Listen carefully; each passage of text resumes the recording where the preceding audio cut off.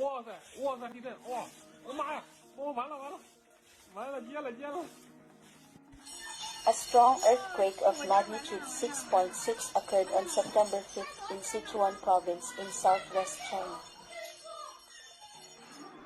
The China Earthquake Center said the quake began around 1 p.m. local time.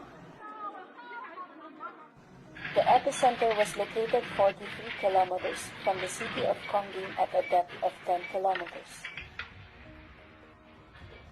Buildings shook, residents fled to open spaces in search of safety. In Luding, the earthquake was so strong that it was difficult for some people to stand on their feet, and cracks appeared in some houses. The tremors were also felt by residents of Chengdu and Shaanxi. The quake on Monday was also felt in the provinces of Yunnan, Shaanxi, and Guizhou, located hundreds of kilometers away. China has activated a Level 3 emergency response and sent rescuers to the affected areas. Rescuers helped clear roads blocked by landslides caused by the earthquake.